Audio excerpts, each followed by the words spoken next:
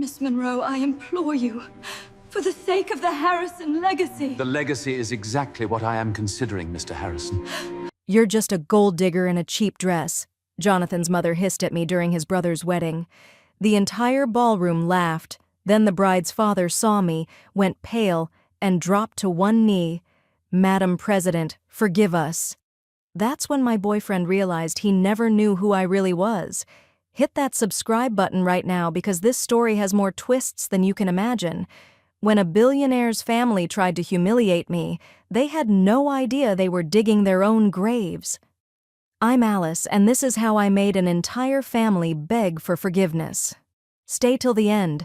The revenge is absolutely satisfying. My name is Alice Monroe, and I run a multi-billion-dollar corporation. But you wouldn't know it by looking at me on that Saturday afternoon 6 months ago. I was sitting in a tiny cafe on the corner of 5th and Main, wearing a simple white dress I'd bought years ago, no makeup, hair in a messy bun, just trying to enjoy a cup of coffee and a book.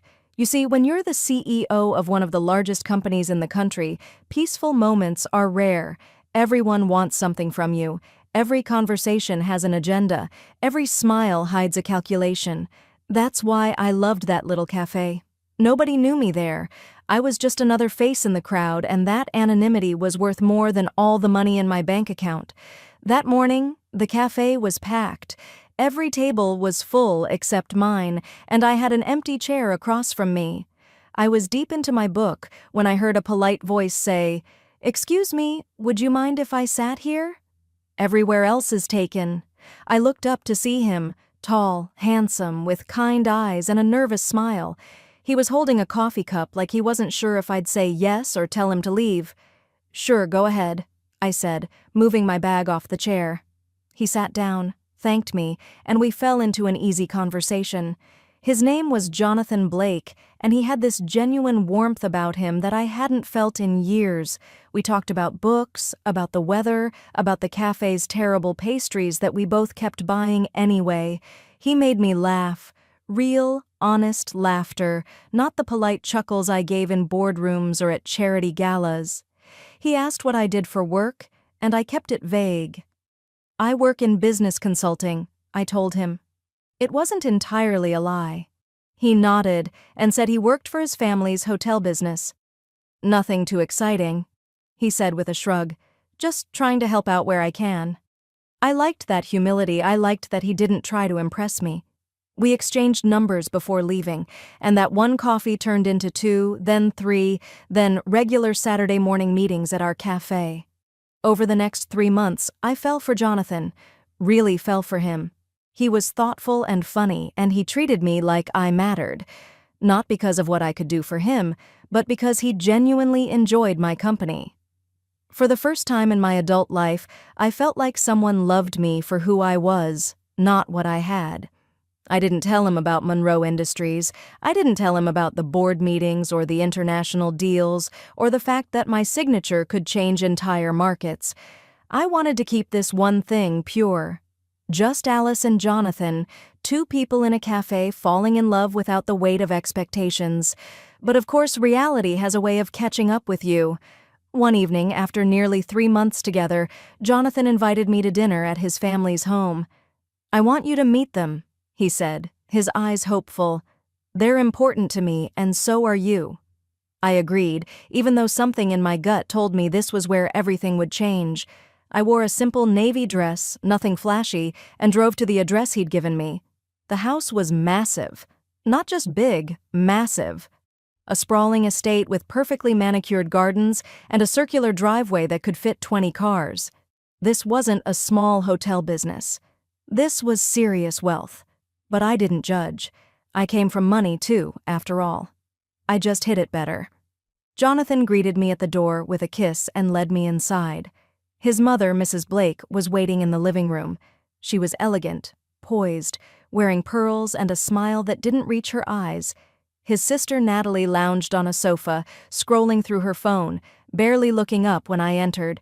His brother Christopher stood by the fireplace, drink in hand, sizing me up like I was a painting he wasn't sure was worth the price. "Everyone, this is Alice," Jonathan said proudly. Mrs. Blake's eyes traveled from my shoes to my hair, lingering on my simple dress. Her smile tightened. "How lovely to meet you, Alice," she said in a tone that meant the exact opposite. "Jonathan has told us so little about you. What is it you do, dear?" "I work in business consulting," I repeated my practice line. Natalie snorted. "Business consulting? Which mall kiosk do you consult for?" She laughed at her own joke. Christopher smirked into his drink. Mrs. Blake didn't reprimand her daughter. Instead, she just raised an eyebrow at Jonathan as if to say, "This is what you brought home?" Jonathan shifted uncomfortably. "Natalie, don't be rude," he said, but his voice was weak. "He didn't fight for me, not really." I stayed calm, smiled politely, and endured the rest of the evening. They asked invasive questions about my family, my education, my income. Every answer I gave was met with thinly veiled disappointment. By the time dessert was served, I knew exactly what they thought of me. I was beneath them, a nobody.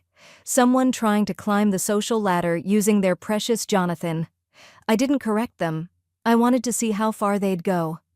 A month later, the wedding invitation arrived. Christopher was getting married to a woman named Patricia, and it was going to be the event of the season Jonathan was nervous about bringing me.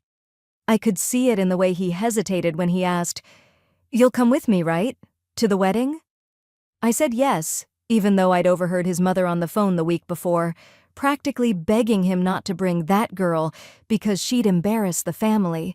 I'd also seen the text message from Natalie that Jonathan forgot to delete. It said, "Find someone better before the wedding, or Mom's going to lose it." But Jonathan didn't know I'd seen any of this. He thought he was protecting me by not telling me how much his family hated me. I decided to play along.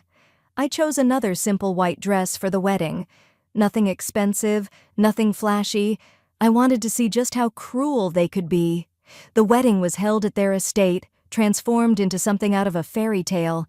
There were flowers everywhere, string quartets playing, guests in designer gowns and tailored suits. I arrived with Jonathan, and immediately I felt the stares. Women whispered behind their hands. Men looked confused, as if they couldn't figure out why someone like Jonathan would bring someone like me. Mrs. Blake swooped in within minutes. "Alice," she said, loud enough for nearby guests to hear, "I didn't realize you'd be joining us today." Her tone made it clear I wasn't welcome. Natalie appeared next, dressed in a gorgeous lavender gown, looking me up and down with open disgust. "Did you borrow that dress from a donation bin?" she asked, laughing. Her friends giggled behind her. Jonathan stood beside me, silent. He looked uncomfortable, but he didn't defend me. Not when his mother introduced me to guests as Jonathan's friend. Not when Natalie made another joke about my appearance.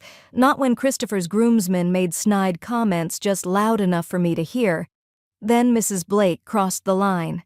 She pulled me aside during the cocktail hour, into a quiet hallway, and looked at me with pure contempt.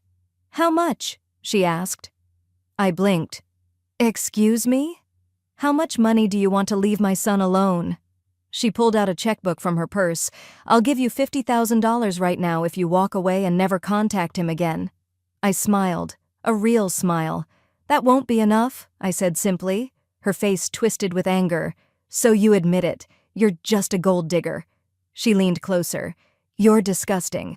I'll make sure everyone at this wedding knows exactly what you are." I didn't respond. I just walked back to the reception hall, where the ceremony was about to begin. Mrs. Blake followed, and I could see her whispering to guests, pointing at me, spreading her poison. People started treating me like I had a disease. They avoided me. They whispered. They laughed. Jonathan saw it happening. And he did nothing.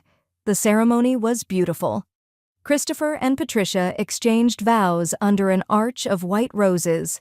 Patricia looked nervous, glancing at me several times with apologetic eyes. She seemed kind, caught in the middle of something she didn't understand.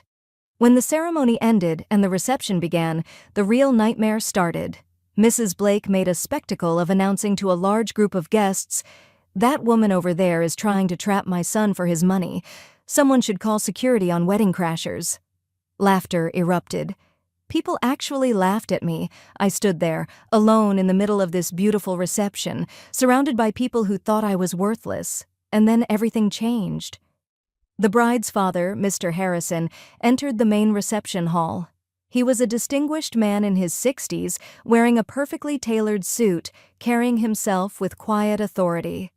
His eyes swept the room, landing on me, and his face went completely white. He froze. Then he started walking toward me, faster and faster until he was almost running. The room went silent. Everyone watched as this powerful man crossed the ballroom floor. He stopped in front of me, and then, to everyone's absolute shock, he dropped to one knee. "Madam President," he said, his voice shaking, "I had no idea you were here. Please forgive us. You could have heard a pin drop." Mrs. Blake's mouth fell open. Natalie looked like she'd been slapped. Jonathan stared at me like he was seeing a ghost. Mr. Harrison stood, turning to address the confused crowd. "This," he said, gesturing to me, "is Alice Monroe, CEO of Monroe Industries, one of the most powerful women in the country." He turned back to me, his face full of respect and embarrassment. "Madam, my daughter and I both work for your company. You personally hired me as a regional director when no one else would give me a chance after my previous company failed. You saved my career, my family." Patricia rushed forward, her wedding dress swishing around her. "Ms. Monroe," she said, her voice trembling, "I didn't recognize you you promoted me last year. You gave me the opportunity of a lifetime. I'm so sorry I didn't say anything earlier." Tears filled her eyes. The entire room was frozen in shock. I could see the calculations happening in real time on every face. The whispers started again, but this time they were different. "Alice Monroe? The Alice Monroe? Oh my God, Blake Hotels has been trying to get her investment for months." I looked at Jonathan. His face was a mixture of disbelief, horror, and betrayal. "Alice," he whispered. You're really Alice Monroe?"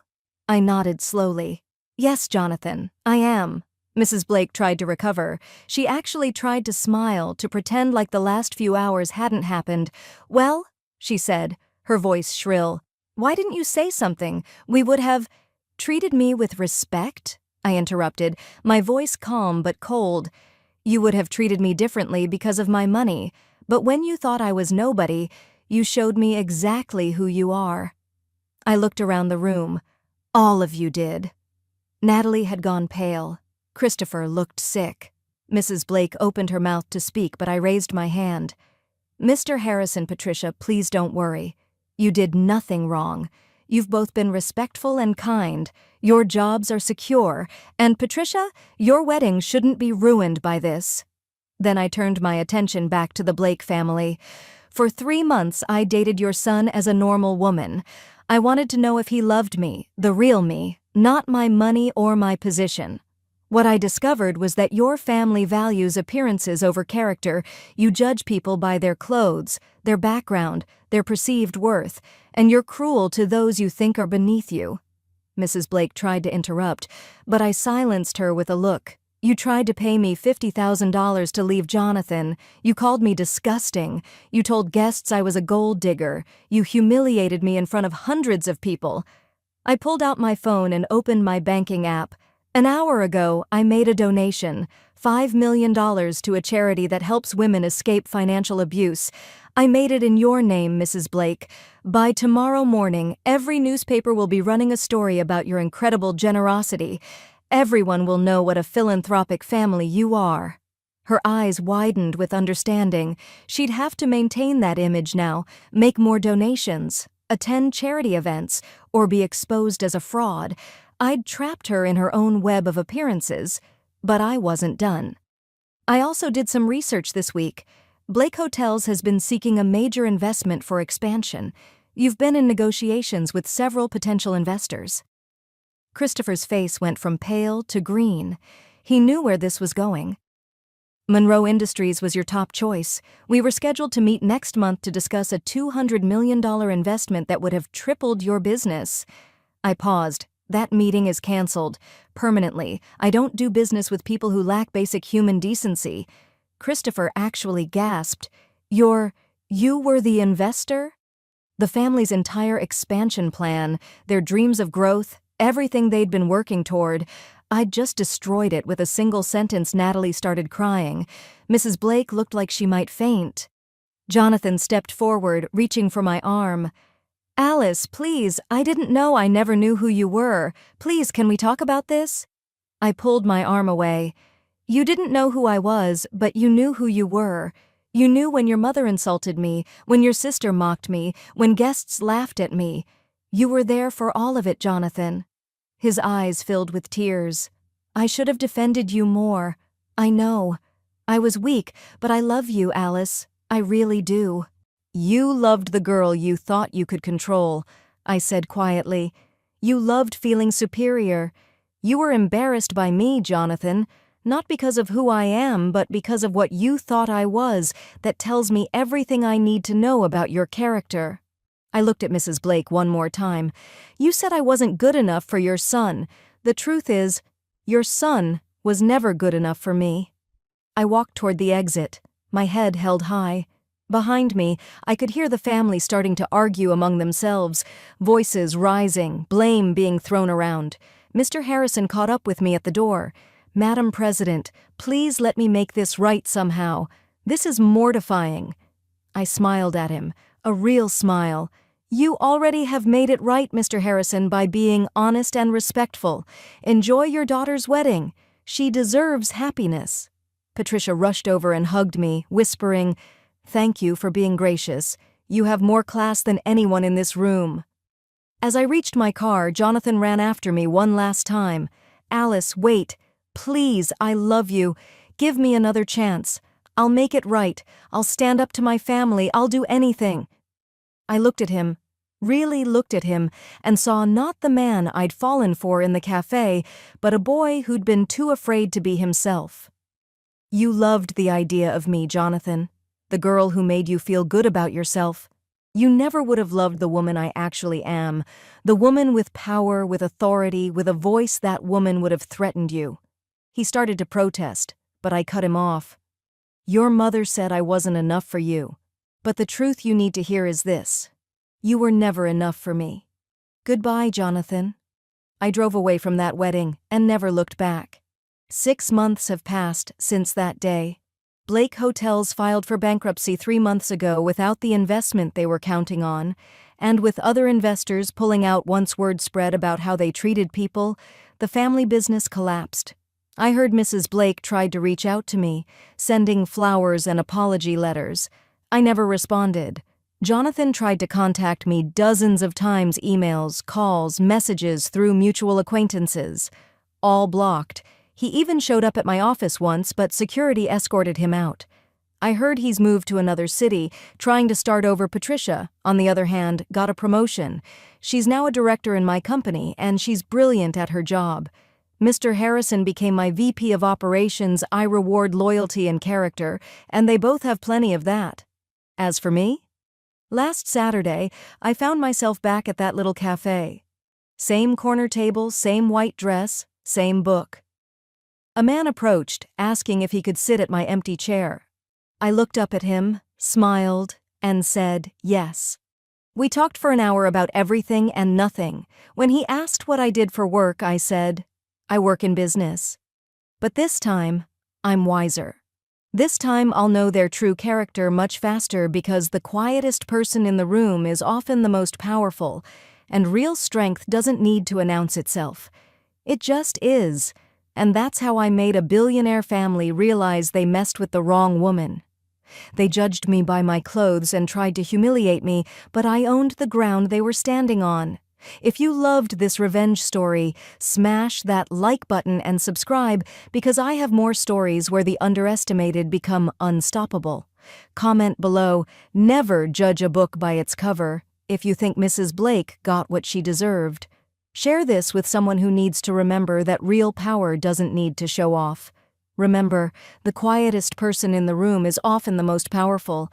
Thanks for watching, and never let anyone make you feel small.